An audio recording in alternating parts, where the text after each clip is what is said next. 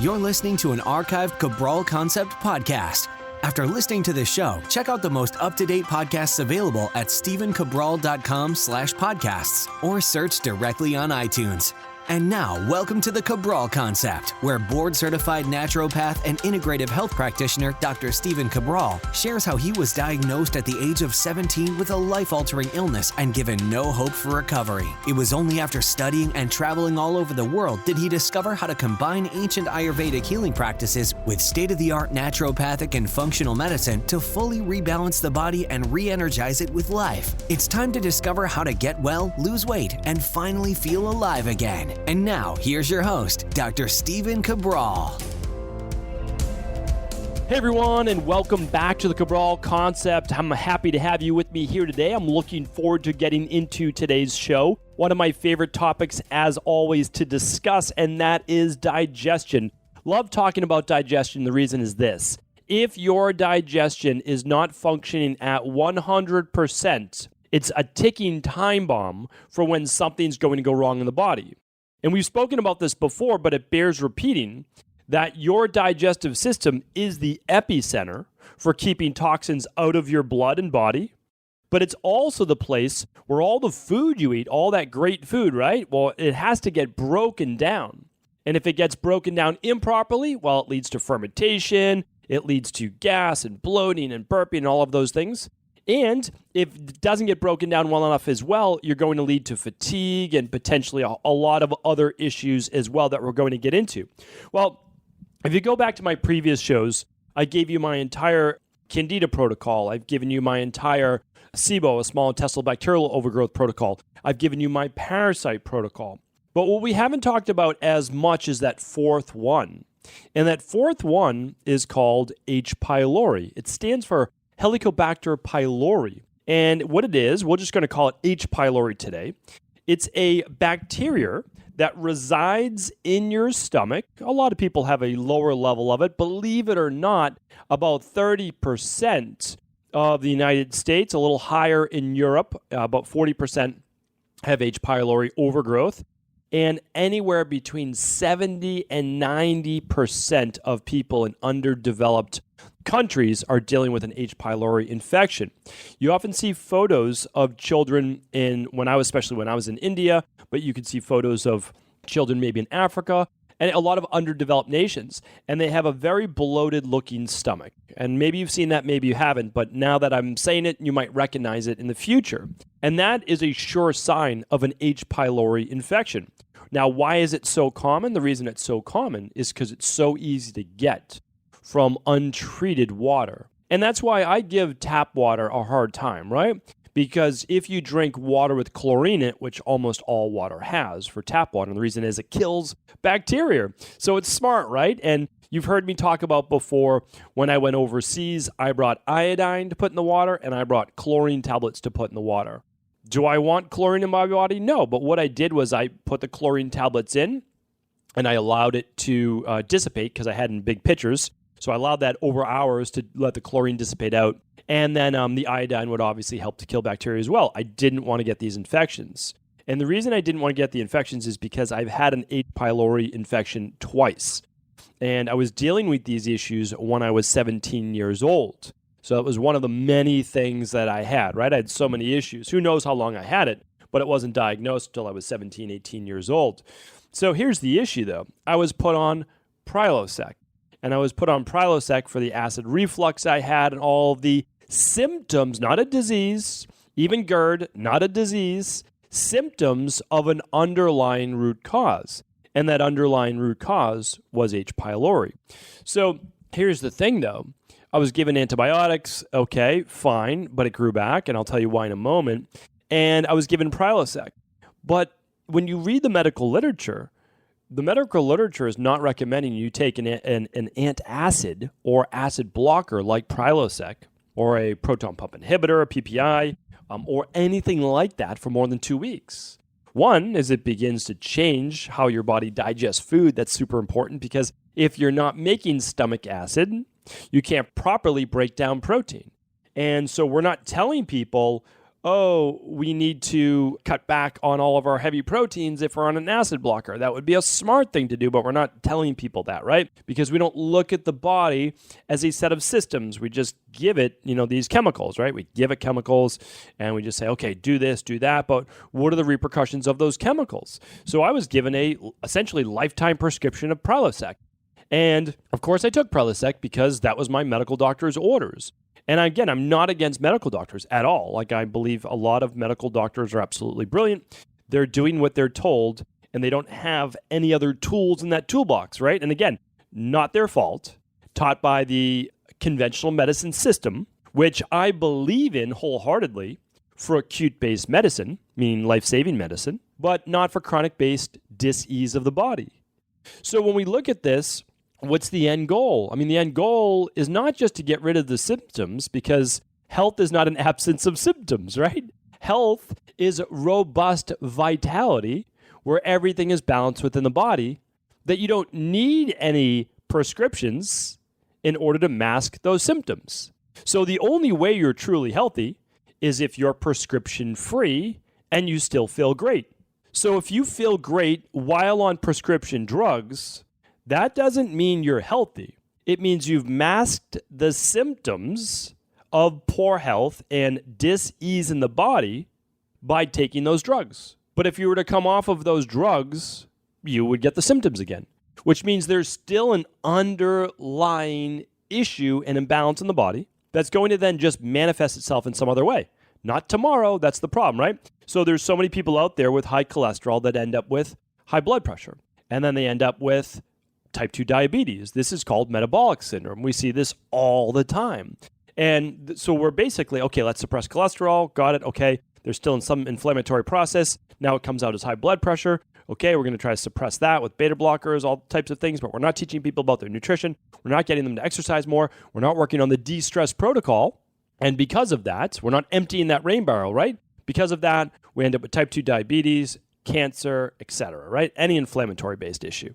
So what I want to look at today is if you're suffering from acid reflux, bloating, burping, fatigue, autoimmune-based issues, headaches, malnutrition, or even fibromyalgia, inflammatory-based conditions, I always want to look at the gut. There's no doubt about that, right? And I love a couple tests. I'll mention those in a moment. But I want to focus on something that we haven't focused on before, and I didn't even kind of realize it, right? This is episode 1104, so it's 1104. So for all of today's show notes, and there'll be a lot of links today, simply go to 1104. And I know on Monday I owed you a lot of links from 1102, how to never wake up tired again. All of those are up there now, so always let me know. Let me and my team know if there's ever a link that you need that's missing. You can simply ask that at cabralsupportgroup.com if you'd like. That's the truth. It's like we're going to get it to you. Sometimes I'm just talking so much, I don't even write down the links, and my team doesn't catch it. So a lot goes on in the 20-minute, 25-minute podcast. Here's what I want to do today is everything's going to be linked up at 1104. So I'm not going to keep saying it's linked up there. It's just that's where it is in the show. But I've noticed, because I've talked about everything going on with the gut, but H. pylori is a different type of animal. It's a bacteria. I was doing a level 2 recording, a seminar for our level 2 of the integrative health practitioners, and it was the stool testing module, and I'll get to testing in a moment. And I realized I haven't really done a show on exactly what we do in my practice for H. pylori. And the reason why I want to do this is because I consider the Cabral concept open source. So about 25%, 30% of all the people that listen to Cabral Concept are other doctors, health coaches, integrative health practitioners, some type of person in the health field, personal trainers, yoga, acupuncture, etc. My job is to give away everything that I do in my practice. Now, I wish I could give away the lab testing and the supplements for free as well, but I'm not funded by anybody. I can't necessarily do that. But what we do is we try to at least give you access or tell you what to get from your functional medicine doctor. And then I give you the protocols. And so I haven't done that yet. So I want to give that to you because, again, we're running one of the largest research studies in the world, and it's ongoing. Now, is it technically a research study that you're going to see published out there? No. And the reason is that we don't have that type of funding, and we don't honestly care, to be honest. Like, this is not an ego trip for us. So we're approaching 300,000, if we haven't already hit it, and I don't even really keep track of the numbers. We go back at the end of the year, we see how many appointments we did, all that, but about 300,000 client appointments. So that's a pretty big study. We have a lot of data. And so what I do is I've used many things over the years, and eventually I settle in because of real world results based on research. So we look at the research, we say, like today, I'm going to give you the 10 foods that basically kill the stomach bacteria.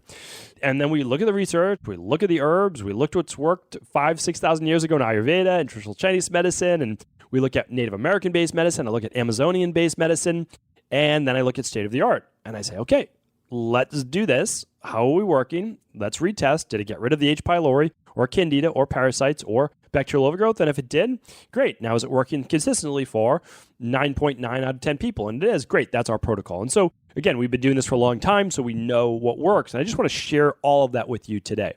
Just quickly on H. pylori, why it matters so much is because it's the hardest to get rid of out of the parasites, out of the candida overgrowth, and out of the bacteria.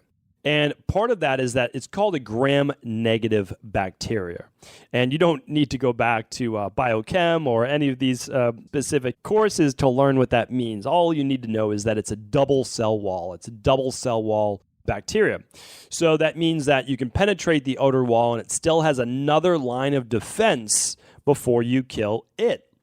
And it also has these things called lipopolysaccharides. We've spoken about that a little bit, but those lipopolysaccharides, especially with someone with leaky gut and intestinal permeability, can cause a host of autoimmune-based issues because those are literally causing endotoxins in the body, right? So it's endo within, and those toxins are floating around your bloodstream, causing all sorts of immune-based dysfunction because it has to remove those, right? That's a toxin. It's an internal toxin, endotoxin. Let's talk about how we get this gram-negative bacteria. Really simple. Couple things, right? Contaminated drinking water, that's one. Now, it could be used on your vegetables for washing them, cleaning them, whatever it might be. That's why this is so prevalent. Even 1/3 of people in the United States can be passed on to your children or partner through saliva. And it can also, if you come in contact with animal, human fecal matter, then you can get it as well. Really, it has to do with proper hygiene, hand washing, infected children, partner, and then also the water that you're drinking. Now, a lot of people get it when they go visit an underdeveloped country, whatever, and they unknowingly drink a drink with the ice cubes in it, or they eat at a salad bar, or they drink the tap water, whatever it might be, and they get H. pylori-based infection. Sometimes it shows up as loose stool, diarrhea, but that's usually a different bacteria. It could be E. coli bacteria that we've spoken about before. The H. pylori can cause those, but we're really looking at more of the bloating-based issues, turning into other host of issues. So acid reflux is a big one. Burping is a big hallmark of H. pylori infection. Now, the problem is that it just kind of sits there. And the reason is the bacteria have these things called flagella. They're very interesting to me. Okay, so I don't know if it's interesting to you, but they're bacteria. They look like a little worm. And they have tentacles, almost like an octopus, called flagella. And they burrow into the stomach, into the mucosa of your stomach. And there, they actually produce an enzyme. It's a very interesting bacteria. And again, probably just to me, but I find this very interesting. And it produces something called urease. And the ACE is the enzyme that breaks down urea in the gut.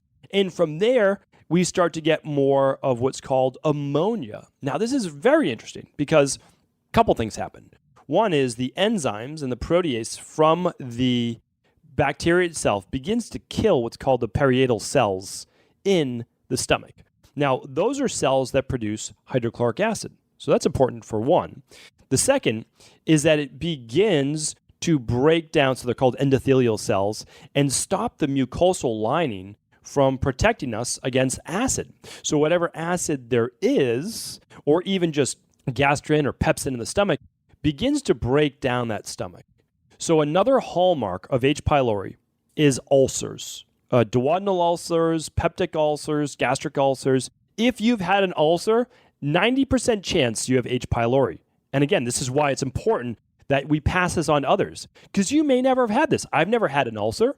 Work with a lot of people with an ulcer. I had H. pylori, still never got an ulcer. And 1%, now I know it's not huge, but it's still 1 out of 100. And 30% of the population is infected. 1% of people with H. pylori will end up getting stomach cancer or another type of cancer. So this is important to look at. 1% seems small, but not when you look at it as 1 out of 100. Think about 100 people that you know, okay? So it's a good amount of people. And we have to be aware of this because we can eradicate it.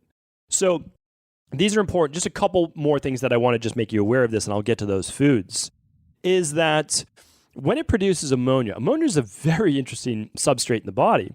It is a very high pH, 11.6.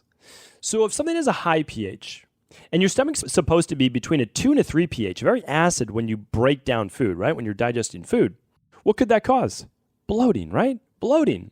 Your stomach is supposed to be acid. The acid breaks down the food at a faster rate, especially proteins. And if that doesn't happen, the food stays in your stomach and begins to ferment. That can cause burping, it can cause bloating, and it can also cause acid reflux or GERD because whatever is there, the lower esophageal sphincter doesn't close or doesn't have to stay closed. One, because there's gas pressing up on it from the fermentation, so it's pushing food up. But the other thing is, its job and its signal is to stay closed in the presence of high stomach acid. And if we don't have the high stomach acid, well, it doesn't necessarily need to stay closed. So for whatever reason, this always blows my mind because if you go to your GI specialist, this is what they specialize in. And how are they not doing these things? That blows my mind because this, without a doubt, they have to know more than me on this topic. That they're a specialist in that, right?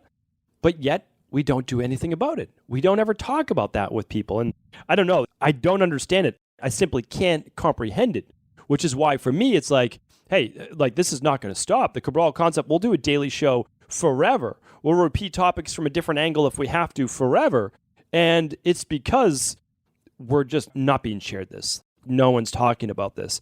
And they run blood work. So blood work, typically you run an IgA or IgM test for H. pylori. Makes sense because you're looking for the antibodies which would go after H. pylori. But what if it's a little lower at the time you're running the antibodies? Well, maybe it'll show up, maybe it won't. But the other thing is, you're not looking for the H. pylori itself. Not my favorite way to do it. You can run endoscopy. So that's when they put basically camera with a little bit of a little razor, a little clipper, and they take a little biopsy of the stomach. But the problem is, what if the biopsy place they took didn't have any of the H. pylori? Then they say you're negative. I have a big question mark around that because, it's like going over to a lake or an ocean and you grab a bucket of water and you don't get a fish or you don't get, you don't pick anything up. It's one of the analogies we use in functional medicine. Does it mean that there's no fish in the ocean? No, it doesn't. It means you didn't get the right spot, right? You don't know the proper fishing hole. I haven't fished for a long time, but I love fishing. And you know where to fish if you kind of know the lay of the land, right? But this doesn't mean you're always going to get a fish. So then there's breath test. The problem with the breath test is that you're looking for CO2. So another thing that happens when you have this enzyme that H. pylori produces, which is urease, you're going to get more carbon dioxide. So you can test that in the blood. But again, the body does a pretty good job at regulating CO2, and the reason is that it increases breath rate. So you might see someone actually with a higher breath rate. That's something we test in bioregulatory medicine. And the other issue is that if you do the breath test and the H. pylori infection isn't as active, because maybe you haven't eaten or there isn't something going on, you might not see it. So I'm not a huge fan of the breath test. We don't use a breath test for SIBO anymore. We don't use a breath test for H. pylori. We do a stool test for both of those. So the stool test, hands down, is the best in my opinion, especially a 3-day stool test. You have your best chance of getting it, and we see it quite often. And there's no false positives, right? You can get a false negative, which means, it's really there, but you didn't find it. But there's no false positives. If you see positive or it says detected on a stool test, you have H. pylori. And then it's time to get to work. So let's talk about getting to work, because we could talk about H. pylori all day, and I do go a little bit more in depth in the Integrative Health Practitioner level 2. But what I want to talk about right now are the 10 foods that help to kill this H. pylori, okay? And even if you don't have it, they're great foods. Okay, so let's go over those right now. So the first one is one of my favorites in the world, and that is olive oil. First pressed, cold pressed, organic, in a dark bottle, okay? First pressed means first olives. Cold pressed, no heat. It's organic, no pesticides. or at least not the more harmful ones, no glyphosate, all of that. And then also it is in a dark bottle, and you're going to buy a smaller bottle so it doesn't oxidize as quickly. Why does it help to kill H. pylori? The polyphenols in it are very powerful. They've been shown to be anti-cancer. Not a lot of people know that about olive oil, but also they are antibacterial, anti-H. pylori. Pretty impressive because it's also a big part of the Mediterranean diet, which I'm a huge proponent of. Okay, number 2 is this. Coconut oil. So we have some preliminary studies. Preliminary, yes, but it makes sense. Why? Because coconut oil contains monolaurin or lauric acid. Why does that matter? Well, we know already that it's antifungal, and we know that it's antibacterial. So we can make a pretty good assumption, and there's some preliminary testing, that it will help to kill H. pylori as well. How much olive oil would you use a day? Well, a couple tablespoons of olive oil, right? 2-3 tablespoons a day. Coconut oil. I don't use or am not a proponent of as much coconut oil. I don't think it's as clean of a fat as olive oil. And in the research, it isn't as powerful as a monounsaturated fat. There are pros and cons to saturated fats. We need some. If we overdo it, especially with people with an ApoE genotype 4 and allele 4, very detrimental. But we can't say that ever about the monounsaturated fats. So your olives or olive oil and avocado are never going to go out of style, and they're good for everyone. Polyunsaturated fats, we can poke holes in. Saturated fats, we can poke some holes in. You have a difficult time poking a hole in your monounsaturated fats. So when in doubt, you go over there. But I'm not against coconut oil, okay? I'm against coconut oil in large dosages, but not small. 1 or 2 tablespoons a day, no problem. And it's different than MCTs. A lot of people are using medium chain triglycerides. Understand it, get it, yes, and it is a pretty clean and pretty good energy source. However, we're talking about coconut oil, which contains more of the monolaurate, monolaurin, and lauric acid, okay? So we do want to use that if we're talking about killing bacteria. Okay, put in your smoothie, your coconut oil if you'd like, coconut cream, that'll work as well. A big one here, not a lot of people know about this, cranberries. Cranberries. Why would cranberries be good? Interesting, right? Well, they work the same reason as it works for urinary tract infections. Urinary tract infections, we're looking more towards E. coli. Now, for H. pylori, it's also a bacteria that's clinging onto the mucosa. So instead of the bladder with E. coli and urinary tract, we're looking at H. pylori, Helicobacter pylori on the stomach mucosa. Well, cranberries, besides they're quite acidic themselves, which helps kill bacteria, but it contains D-mannose. And D-mannose doesn't necessarily kill the bacteria, but it breaks the adhesion. Really important. So throw some cranberries, half a cup. They're pretty bitter, right? If you've never had real cranberries, pretty bitter. Start at half a cup. Then you might work up to a little bit more if you want. Put it in with your blueberries or your cherries right now in your smoothie in the morning. Put half a cup of cranberries in there. And again, anybody can do this. But the cranberries produce or provide the D-mannose. You can always use D-mannose powder, yes, but you could use the fresh cranberries with all those antioxidants to help break those adhesions. Okay, number 4 is this. Crush 1 to 2 cloves of garlic before bed, meaning just smash them, just break it up, and swallow it with some water, okay? You are going to then get the sulfur-based potential of the garlic, the allicin, and you are going to be able to kill parasites. You're going to be able to kill bacteria. The only thing we don't use it for initially is candida overgrowth and SIBO, and the reason is that there's a lot of prebiotics in fructans in garlic. But what we do is we work on most egregious to least egregious. So in our gut healing protocol, we always do parasite and H. pylori first. So we're okay because we know we're going to wipe out the candida and bacteria in the future. So we actually use the garlic in the beginning because it's very powerful at killing parasites and H. pylori. Okay. Next one is broccoli sprouts. Now this is basically the top of the broccoli. You want to look at the sprouts. The stems, you don't need to eat those as much, okay? Why broccoli sprouts? Well, they contain sulforaphane. Sulforaphane is a powerful detoxifier, but also has been shown to be antibacterial, at least against H. pylori. Love that, right? So super easy to add those in. If you get bloated in general with broccoli, make sure it's cooked, and then let's just eat the heads, the tops of those, the sprouts for now. Okay, this was a surprising one to me, and I'm still looking into more of the research on this. But green tea, 2 cups a day of green tea, has been shown to help kill H. pylori and bacterial-based infections. Really interesting. Couple different theories, still looking into it. Is it the powerful antioxidants it contains? Probably not, because the antioxidants aren't going to do it, but it contains polyphenols as well. It contains other plant-based chemicals that may be doing a great job at killing H. pylori, okay? So you might replace a cup of coffee with green tea. Probably be a healthier choice in general, and that's something to look at. Okay, love this one, and I've been getting way more into this the last couple years, okay?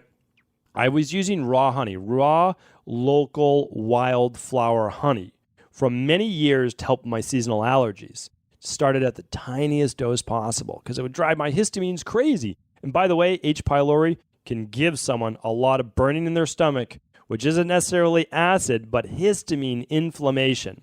And that's what was confusing my doctors. I wasn't producing a lot of stomach acid, that's for sure, but I was producing tons of histamines. My body loves to produce histamines, loves it to this day, right? But I know what keeps my body balanced. So I definitely have, and I've spoken about this before, but mast cell-based issues in the body. Now, are they all fixed now? Yes, but it's within the genes, right? So it's within the genes, but also I took over 3,000 capsules of antibiotics. So, that destroys a lot of the good potential of the body. Now, here's the nice thing. You get your body back into balance, life is good, everything's good, I don't have those issues. But you can know it exacerbates it. So anyway, worked my way up on the raw local honey, absolutely helped with seasonal allergies, which for me were always in the spring. But now that my body's well, there's no more allergies, life is good, I've been using more Manuka honey. Now, I don't use a lot. I'm talking about a teaspoon a day. And Manuka honey has been shown to help kill H. pylori. Manuka honey, pretty interesting stuff. It is a natural antimicrobial, natural antibacterial. They're using it right now with burn victims. They're used for recovery. They are using it for fighting cancer. Pretty powerful. Now, Manuka honey is also raw honey, but it comes from the Manuka plant. So that is the difference with Manuka honey. I will link it up in the show notes. That my team does not have, so we need to do that. I will link that up, and we use a brand out of New Zealand that's quite popular right now. I'm not opposed to others, but that's the brand that we use that we know is clean, and it has the factor 16. It's called factor 12, factor 16, but I'll link that up, okay? So now these next three are not antibacterial, but what do? Well, they help to rebuild and coat the stomach mucosa. So if you're dealing with ulcers or burning of the stomach or H. pylori symptoms, hands down, there's nothing better in the world for ulcers than cabbage juice. What does that mean? It means literally juicing cabbage. You don't need to drink 16 ounces of it, right? You're going to drink 4 ounces, 6 ounces maximum, 3 to 6 ounces twice a day. And you can juice it for the day, but ideally, even if you don't only do it once a day, just drink it in the morning then on an empty stomach. Drink it on an empty stomach a half hour away from food before you're going to have food. Let it coat the stomach, let it work on the ulcer. Cabbage juice, tons of sulforaphane in that, and the healing properties of cabbage juice should not be overlooked in terms of ulcers, okay? But again, we're not treating, we're not diagnosing, we're not curing disease here in the Cabral concept. That's beyond the scope practice. I'm just letting you know research-wise and what I've seen work in my practice. All right. Turmeric is another one. Cooking with turmeric. Easy, right? Easy enough. You can use it in a curry. You can take it in a capsule form. Ideally, you're opening up those capsules and just putting it in your smoothie, or you're putting it in some warm water or hot water if you want to make a tea out of it, and that's great. And the last one is licorice root. Now, it's hard to get really clean licorice, like to actually just like eat licorice. Usually, it's just a candy. They're not really making it into true licorice, but you can drink licorice tea, and that will help as well. Now, I want to just leave you because I know that my time for today, I like to just not go overboard on time so that we can get this in daily, new topic every day, is some nutritional supplements that will help as well. So we use these top 10. So first, we do stool testing. And ideally, we like to do an organic acids test as well because we look for the ammonia there. We look for candida overgrowth. We look for Clostridium difficile, C. diff. So we look at all those. I love the stool test with the organic acids test. But if you're looking for H. pylori, there's no question, stool test is the best, right? It tests for parasites and it tests for bacteria and H. pylori as well. Amazing, amazing lab test. Okay, so there's a supplement. Why don't we go through the protocol? So I use very quickly, because I don't want it to turn this into its own show. I was just thinking in my head, should I make this its own show? No, we're going to keep it as one big show. Okay, so Citricidal is a product that we use. It's grapefruit seed extract, okay? We use that for 3 weeks with people, upon waking, before bed. At each meal, we do 1 capsule of GI Balance. This is a powerful essential oil extract of thyme, oregano, and clove. Powerful stuff, works great on bacteria. Then we use Healthy Belly. So Healthy Belly, in about 2 months from now, is going to have it's going to have more than an extra gram of mastic gum. Mastic gum has been used in South America, all over the world, for thousands of years to successfully, we won't use the word treat, so successfully eradicate H. pylori, okay? Rebalance the stomach. That's a better way of putting it. So we do that. We do this for 60 days. Myself, most of the colleagues that I say, hey, that person's doing great work, looking at them, they do 60 days as well. They do 60 days for H. pylori because it's a challenging one, right? But 60 days works, and we have so many before and after. So that's what we do, and then we just finish it off with what's called the CBO finisher or the Heal and Seal, which is the product that rebuilds the stomach mucosa because you need to rebuild it. What does it contain? Deglycerinated licorice, right? It contains glutamine. It contains zinc carnosine. It contains aloe vera, and it contains N-acetylglucosamine. All of these things help to coat, cool, soothe, and rebuild the mucosa of not only the stomach, but the intestines as well. And it helps also, as a side byproduct, seal up leaky gut in the gut wall. So it's simply a daily probiotic support. You could take 2 upon waking, and then you take 1 scoop. It's that easy, honestly. 1 scoop in your smoothie every morning with the Healthy Gut Support. You're done by breakfast. It's so easy to do, and you do that I like to do it for 12 weeks with people in practice, but you would do it for at least 2 more months. But again, you're not even thinking about it because you're just taking 2 capsules of daily probiotic support, either before bed or upon waking, totally up to you. You can even do 1 and 1 if you want, and then you're doing the 1 scoop of the Healthy Gut Support. I'm telling you right now, hopefully you saw today, everything that you're dealing with health-wise has a reason why. It has a reason why. It has a reason why sometimes it's more challenging to get rid of. It has a reason why it's causing symptoms. You can see how we use the best of natural medicine, right? And food, the best of food. And then we use the best of food-based extracts. What did I say? GI Balance is what? Thyme. Okay, that's natural. Oregano, that's natural, right? Cloves, those are natural. And then we use natural probiotics. We use zinc carnosine. We're using glutamine. So again, we're using the best of what's been around that we know for 6,000 years and the best of state-of-the-art medicine. If you do that, you don't have to play favorites. There doesn't have to be any ego in medicine. It doesn't have to be this form is better than that form. Let's use them all. Let's be truly integrative. When you do that, you can honestly heal from anything that you're suffering from. I hope today's podcast was helpful. If it was, please do feel free to share it with anyone else you believe it could serve. I want to sincerely thank you for your support of this podcast. I couldn't do it without you, and I mean that. I truly do. I also want to make sure you knew that we now have multiple ways for you to find your answers to the most difficult health, wellness, weight loss, and anti-aging questions. You can find podcast-specific topics like thyroid, adrenal, hormones, sleep, digestion, Ayurveda, and many more at stevencabral.com/podcasts that will then link you to your favorite Apple, Spotify, and other podcast players. Plus, all new podcasts and weekly exclusive video content is being added to our YouTube channel at youtube.com/Steven Cabral. And that's Steven with a PH. Head on over and subscribe so that you don't miss any of the exclusive content. Lastly, if you've ever found any of my podcasts or books to be helpful, I would really appreciate it if you could leave a review on iTunes or your favorite media player for the podcast. Rating and subscribing to the YouTube and podcast allow me to reach more and more people and help spread my mission of healing throughout the world. Thank you again for being a part of this movement.